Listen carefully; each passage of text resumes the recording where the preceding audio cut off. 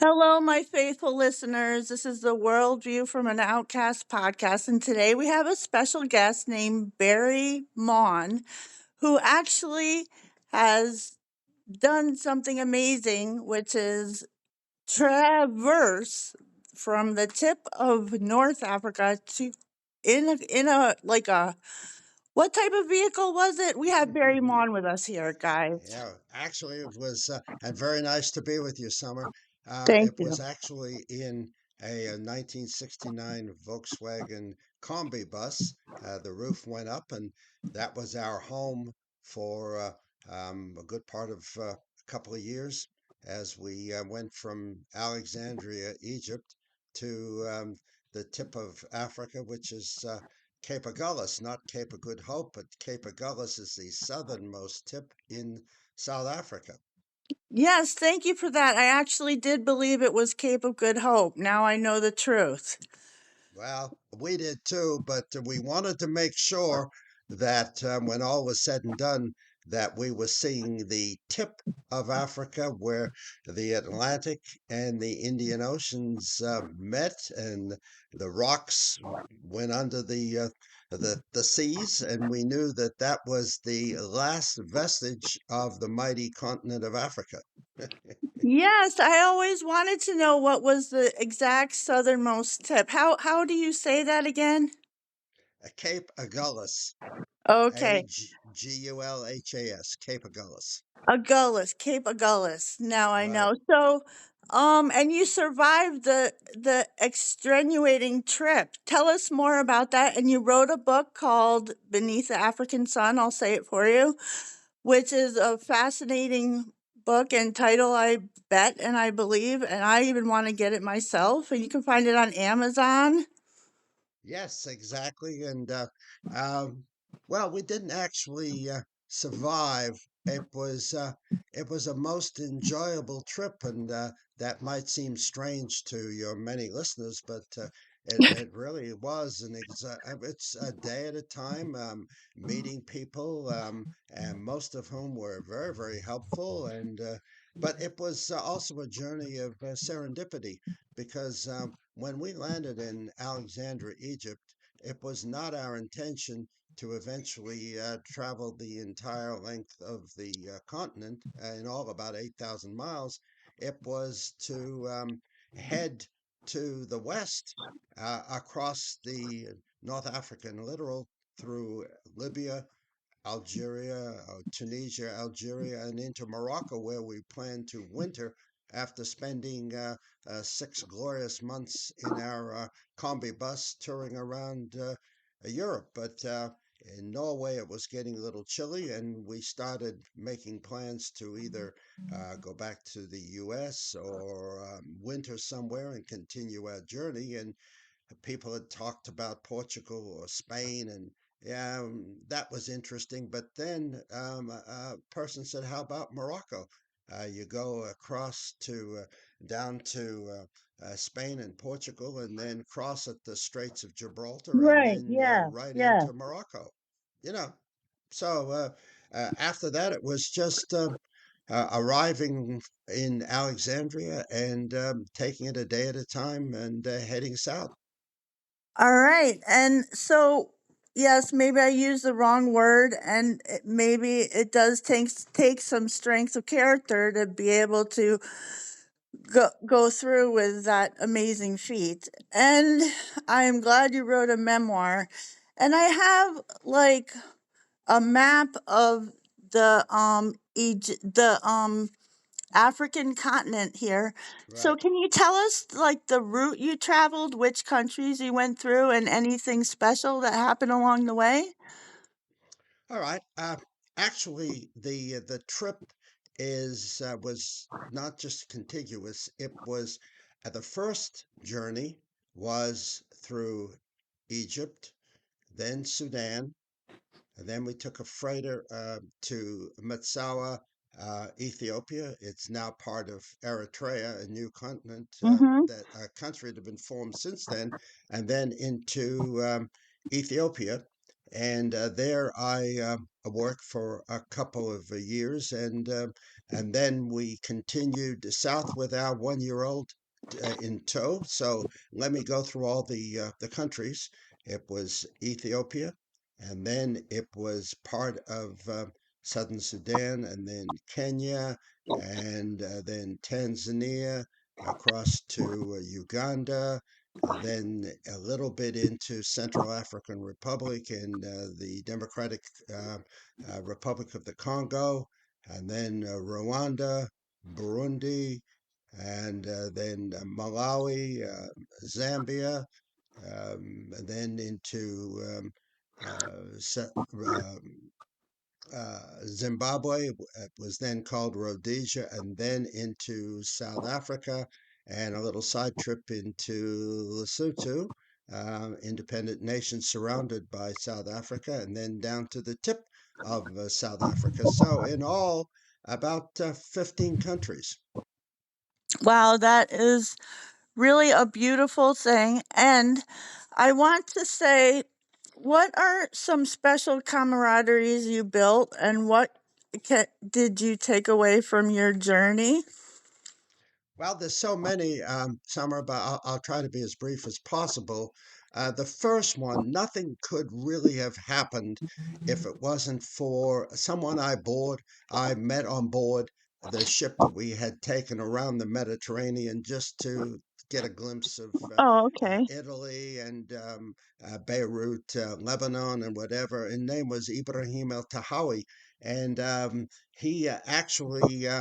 Came to find out that he was the second in command to Gamal Abdel Nasser, who was the president of the Egyptian Wow. country. Okay. So and he we struck up a friendship, and he helped us not only get down to beyond Cairo, but when we arrived in Cairo, he said, "Well, what have you ever wanted to see and do in the Egyptian capital?" And I named, of course, the Sphinx and the Cheops and the other pyramids and Yeah. Saqqara.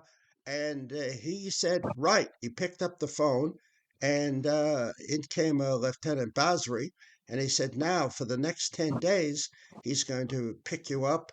And in his air conditioned limousine, and he will take you, and you can do everything that you ever wanted to do free on me. And Wow. it was amazing. It was like a magic carpet ride for the next 10 days. And he also made accommodations for our combi bus and for us on an exclusive club on an island in the middle of the Nile.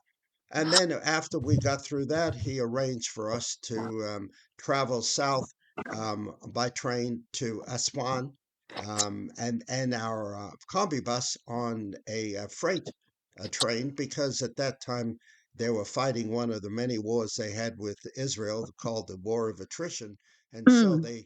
the Egyptians used to park their MiG fighter jets out on a certain highway, and so they were not as easily bombed by the Israelis. And so we got down to Aswan. Our combi bus duly arrived a few days later, and then it was sailing up the Nile to Aswan, which was there was nothing left because the Lake Nasser that had formed behind the Aswan Dam had inundated the old city, and there was nothing there but the train station. And from there, we went on to finally got our combi bus on a train and made our way to Port Sudan on the Red Sea, and arranged for a freighter to get us down to Matsawa in Ethiopia, and then drove down the beautiful length of Ethiopia to Addis Ababa, where, as a trained radio broadcaster, I found that there was a radio station there, and Radio Voice of the Gospel, and just fronted up and said, "Hey, I can do this." And luckily, I was hired and stayed there for the first of two contracts, and lived very happily in Ethiopia for a year and a half. And then when we decided to leave, we had to leave to get the second contract. You had to leave the country. and we decided, well, why don't we just take the time to drive the rest of Africa? And I must say that here and now, I could not have done it without my then wife, Suzanne, who was so plucky. There was nothing that Yeah. amazed her, and she was instrumental in truly so many ways in getting us Cool. down there day by day. Okay, so can you tell us around what year this was? And you were traveling with two young children or one? No, no. This was 1969. We both had jobs in New York City. I was working for an advertising agency, and my wife had another job, and we weren't too enthralled by them. And we didn't have children at the time. And said, let's get a combi bus and tour around Europe. So we did that. And so it was 1969. We got to Ethiopia, and our son was born in 1970, and I worked there for, like I said, a year and a half, and then I had to leave Ethiopia before I could sign a second contract with Radio Voice of the Gospel. And so it was 1971 that we traveled south to to the tip of the continent. Well, I must say you are dispelling a lot of illusions that I had about about well, just so I always wondered about Africa. Thank you for filling me in on your adventures.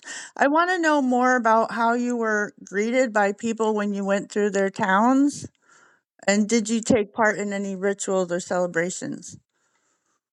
Summer, I can tell you this that this book is designed now. Continents change, um, governments come and go, but Mhm. basically people remain the same. And Right, I can exactly. tell you without gilding the lily, that by and large, the people we met, the length of the continent couldn't do enough good things for us. It's beautiful. And they would go out of their way, and if I tried to give them recompense in any way, they were offended. They were just doing it because, well, we were different, driving a different kind of Yeah, car, a vehicle, and they were just happy very to loving help us people. along the way. And Shoot. I can't tell you the number of times that they got us through scrapes. But a book is dedicated, yes, to my wife and to Kevin, who is now 55. But it's also dedicated to the people of Africa. And you asked for specifics. Um, Not too glamorous, but I think this is the essence of what we found, the length and breadth of the continent. I happened to be on assignment in the eastern part of Ethiopia, out in the desert. And I came across with an interpreter, thank goodness, because I don't speak Amharic. I know a little, just enough to be dangerous. And of course, these people did Mhm. not speak any English. But I had an interpreter with me, and we were asked to break bread with this very, very poor family out there. And we got to chatting, and I said to them point blank, "What are your goals in life?" And he said, one, I want 3 meals a day on the table Mm, to be able to afford that. yeah, Two, I want a better life for my children than we had. Three, I want um, less government intrusion in our lives as possible. And four, looking at his sons, I don't want them being sent off to some foreign war to possibly right. die. And I said to myself, wow, that's what I want. That's what we all Mhm. want. And Yeah, so it's beyond the ethnicity, the religion, the cultural differences. When you get beyond the color of the skin in this case, and we all want the same things in life. And I just found that by and large, wherever we went, these were just good people trying to make the best life possible for themselves and for and their their offspring. children. Yes. And that's what I want anyone reading my book to come away with. It's not a mondo cane. It's not all, the horrors of the continent and all the differences. I'm trying to point out that beneath the surface, uh, it was it was the similarities that we had. There was a lot of interesting anecdotes that come out. Like, for instance, traveling down to Djibouti one time, which was a French possession on the Red Sea, and I had to Mhm. go there to upgrade my workers permit, and I happened to be coming back to Addis on the railway that connects the two, still does. And I was in a fourth class cabin with a group of Danica warriors. Well, Danica warriors are from a part of Ethiopia where, even at the time, the emperor didn't mess with. They were ferocious warriors who had to prove themselves in so many ways, their ferocity to become a man. I And understand. they were all there, and it was they had these little leather baskets in which they had their lunch, and so they were beginning to eat, and I didn't know how to speak to them. They didn't know how to speak to me, but out came this bread, and but it was slathered in like a grease called ghee, and Mhm. it comes from Butter, yeah. sheep and cat, whatever. Mhm. And but because of the heat and the humidity, it had become rancid, and so Mm. it was putrefied. So here they, they were, as a gesture of friendship, they give me a hunk of bread just slathered with these Mm. geese. So I'm thinking, and I got these Danakil swords were mammoth, and they were known that for their You eat it? ferocity. Anyway, so I'm looking, and I say, I can't. I'm gonna gag if I try to eat that ghee. The bread was great, so what I did was I would smile, and when they looked away, I would grab the bread smothered in ghee, and I'd stick it in my pocket. Mm. Okay. And then well, I must have put on such a big act because they gave me another All bunch of right. bread. You must Anyway, like it. anyway, so they got off halfway in a town called Diradawa. Okay. And I was fine. We said our goodbyes and whatever, and they got off. Well, I started to stink because it had ruined my trousers. All the ghee in there had just. I said, I can't continue my journey up the escarpment to Addis Ababa like this.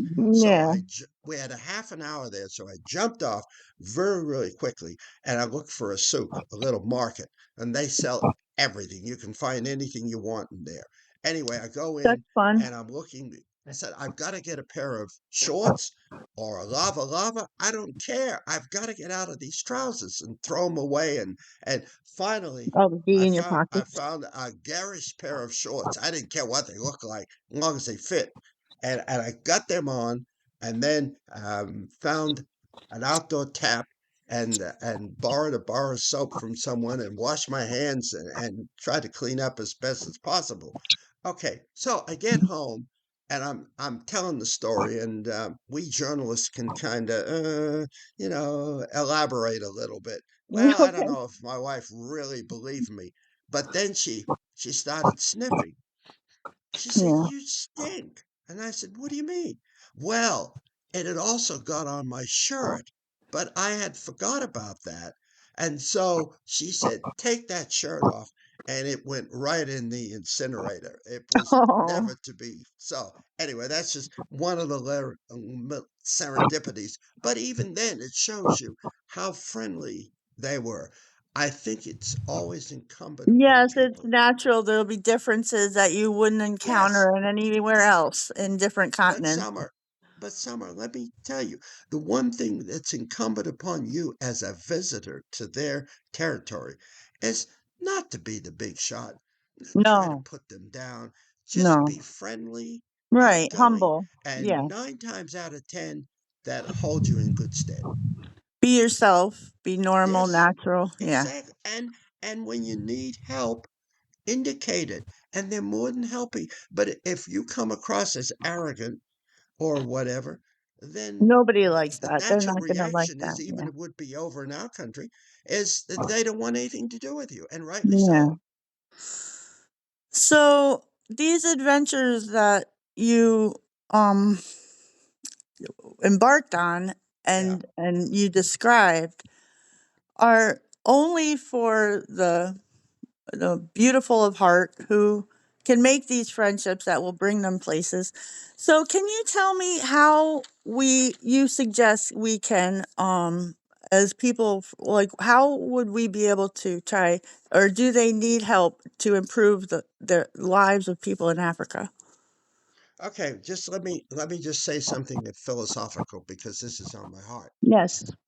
If people would travel more, we'd have fewer problems in the world. Because when you travel, Mhm. you see that maybe with the outward veneer they are different, but when you get with them and you see that their hopes and dreams are the same as yours, then it eliminate the fear factor. And I think a lot of problems come out of the fear factor. I would say this, that, and getting to answer your question, I believe that these aid organizations, we should support them. What we have decided, I have decided as a person, I had someone who helped me in Uganda when I was East Africa correspondent for Financial Times and UPI and whatever. Anyway, he would always help me when I got to Uganda, and it was tricky because this was the era of Idi Amin, and I could Mm. tell you stories about that I've murderous heard of person. that person. Yeah, but so what I have done, and this is not to pat myself on the back, it's just to answer your question. I have supported Jimmy and his four children for the past 30 years, because I believe, and I think this goes partially to answer your question, education is the key. Okay. And his eldest, who's named after me, is now a licensed mechanic, can work on any sort of car in Uganda, has got a good job, is starting his Mm. family, but more importantly, he is helping the rest of his family, as I Mhm. am, to get their education. So, yeah, twice a year, Western Union money goes over to the next tuition for all the children, and Okay. hopefully they will all grow up with a spirit of not only supporting their own families, but supporting Jimmy and all and the siblings and whatever, because education is the key. It really is. Um, Okay. and I can't stress that enough. And so that's why I also support organizations that focus on education. Um for anyone who is thinking of, I know people who do go on for a vacation in Africa, and I also know people who have come here from there to live. Um, some, um, some like wanting to get away, but other people wanting to go there. So for people who are considering traveling in Africa, um, or even better, like people who want to bring methods of having African towns be able to obtain clean water systems. Do you Mhm. believe that they want our help, or do you think they would rather? I mean, are they would they appreciate our attempts to help them get clean water if we did so? Yes, but it has to be the essentials in their life. So many. Let's take it up to government level. In the past, the U.S. government went a cropper in Africa in gaining friends by not looking at the country and seeing what the country needed Mhm. at that point Yes, in its yes, there you go. development. We would, for instance, we would ship them over a an oil refinery. Mhm. Well, it was so out of date that it costs more to run the oil through the refinery than it would for the country just to ship in refined oil. Mhm. Whereas other major powers, they would look at, say, let's pick a country, Somalia, Mhm. and say, okay, what do you need now Mhm. at your level of development? A match factory. Oh, let's help with your fishing industry. Meet the Yeah. country at its needs, not superimpose what you think Right. that country needs. That is Listen, perfect. listen to the country, but also get yourself involved in things that will help the health of the people. There's a Right. crying need over there for fresh water.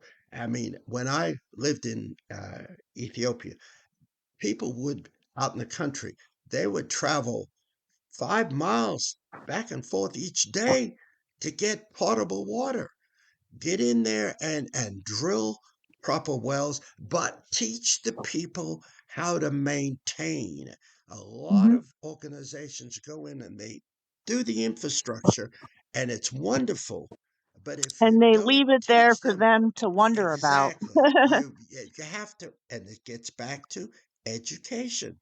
Teach the people, You teach certain relating, you have people to relate. to maintain Mhm. and keep it clean and whatever. So, find the Thank proper you for that. source of for your charitable contribution, but then have part of that an education system, whereas people in that village or that community can then maintain this and make it work for the example that you wanted it to work for in the beginning. And for anyone who is, do you think that Africa is a neglected continent? And how can we sort of, again, take the fear factor away and be able to go help these people have food and water, not only whatever else they need. I don't know if they need housing or structures, if they're all right with that. Exactly. And Exactly. That, yes. Uh, Meet them at their needs. And to answer your question, geopolitically, Africa has never been in the forefront of the superpowers.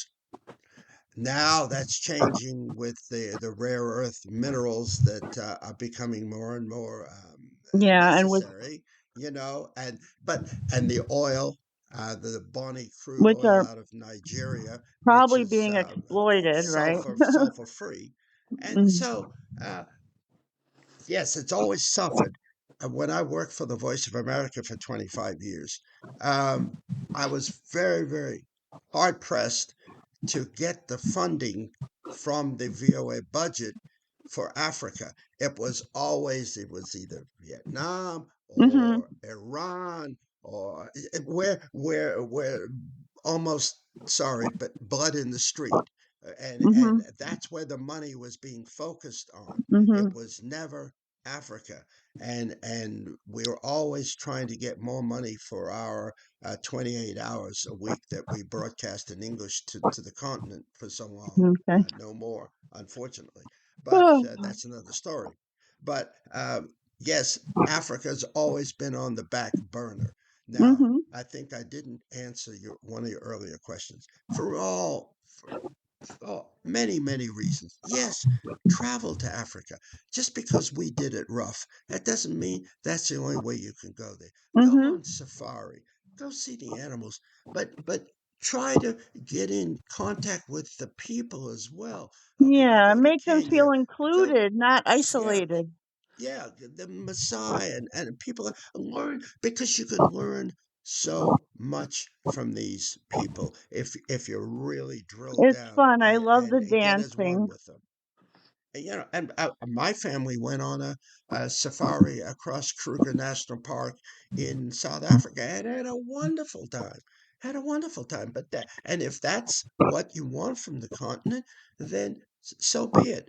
People always say to me, Barry, would you take your trip today? And I said, I would go, but it wouldn't be as adventurous. And they said, what do you mean? I said, back in 69, think about it. There's none of the electronic tethers. There was no Hmm. cell phones. There was no sat phones. There was no GPS. Yeah. You know what I mean? And so it was more of an adventure than it would be today. That's not to mean that the people aren't as adventurous. It just means that they Yeah, have like a more fun thing. things.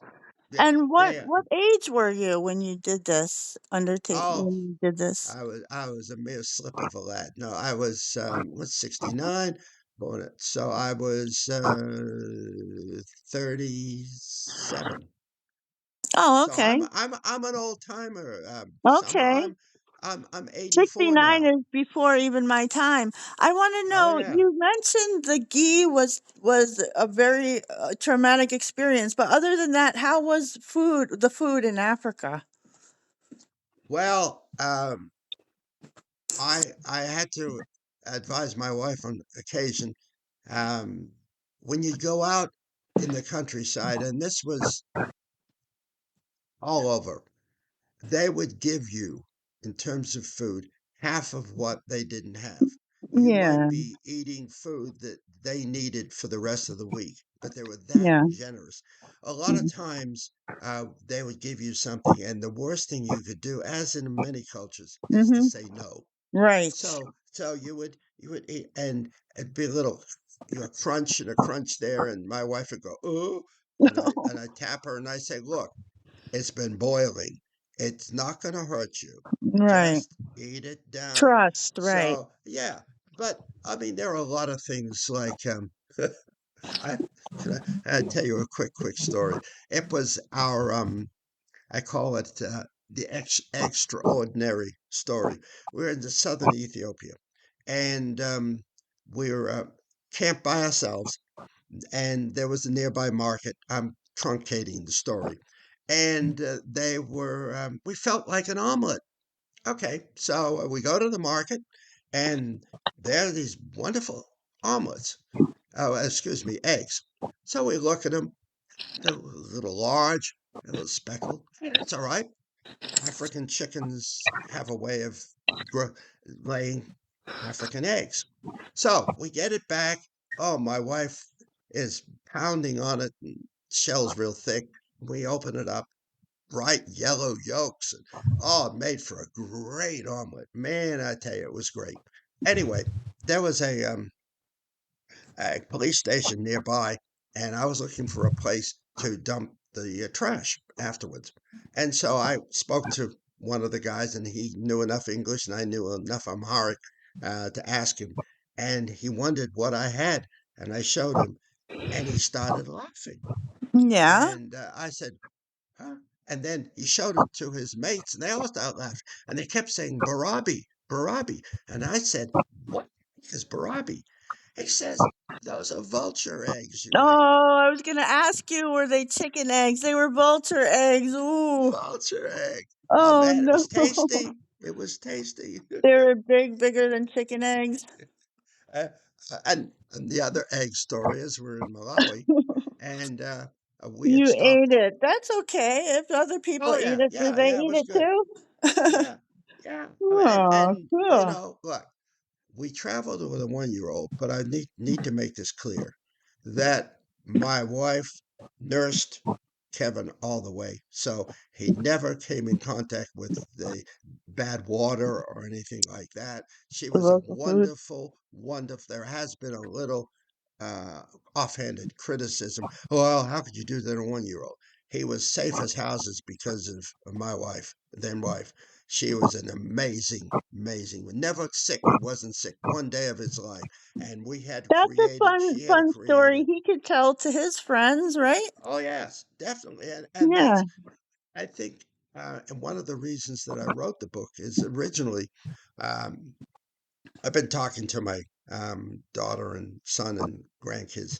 And they said, "Oh, that's interesting. Why don't you write it down?" So I said, at first, I'll type out 20 or 30 pages and then take it down to the local Staples or Kinko's and run off 20 or 30 copies and put a binder on it and just give it to my friends and relatives. Well, then it got to be a little bigger, bigger, bigger project. And then that's what came out, 300 pages with 39 photos. An interesting story with the photos, because I once said to someone, I want the photos included just to prove I did it. And Mm-hmm. he laughed. He says, with the advent of AI, they can make anything look Mm, like it's real. I hate And that. that's the sad part for Yeah. our industry. That you have to be very careful now to No one discern believes whether is anything. real Yeah. and which is phony. Hmm. Beneath the African Sun, everybody, by Barry Maughan. Well, I hope you enjoyed our podcast. I had fun talking to you. Is there anything else you wanted to share with us before we go? Africa and its peoples are wonderful. Governments occasionally not so, but don't be afraid to go over if it's safari or visit a game park. But try to rub shoulders with the locals as you would anywhere. Be careful, but don't be afraid to reach out, because the continent has a lot to offer, and that was what I tried to portray in my book. Yes, it was many, many years ago, but governments come and go, but by and large, people remain the same. And I dedicate also the book to the peoples of Africa, because without their help, we could not have done what we did. Well, thank you, Barry. That was very freeing advice. And I would love to read your book. I'm going to get my hands on one. You can find it on Amazon. I don't know, on Goodreads too. Yeah, Goodreads and all the other ones, and it's in ebook as well. And you can go on Barry Maughan, I will include www.barrymaughan.com, that and in my look there, description. and so. But do pick it up, not just because to make me a little money, but to get a better insight of the beautiful, beautiful continent and the peoples of Africa. I definitely will. Sounds fascinating. Everyone pick up yours at Amazon or Goodreads or um I will leave the link in the description for this podcast.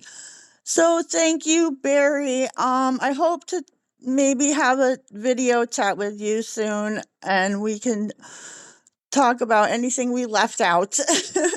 Okay, well, I could, me, 40 years in broadcasting, I can talk and talk and talk, but I think I hope you and your listeners, Summer, got the feeling that I'm very passionate about the subject. And Yeah. I get, I'm very effusive, sometimes overly so, but I I could talk for hours about the continent, having broadcast there for 30 years as well. Um, it's Well, just it sounds like a wonderful adventure. yes, And yes. so Anyway, I am listen. glad to have had this talk with you. Well, thank you. Um, you're going to laugh. We're all in a tizzy down here because we're expecting a couple of inches of snow and a little bit of ice.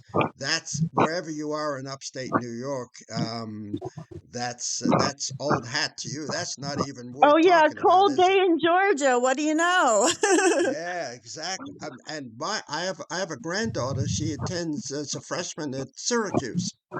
That's nice. Yeah. Yeah, so you're up that way. You said upstate New York. Yes. Okay. I'm Well, over anyway, here. Yeah. a lot of relatives in Rochester, so I know the area well.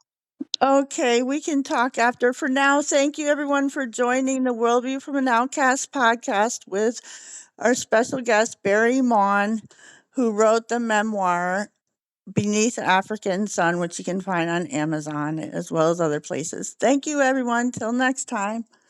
Bye. Thank you. Thank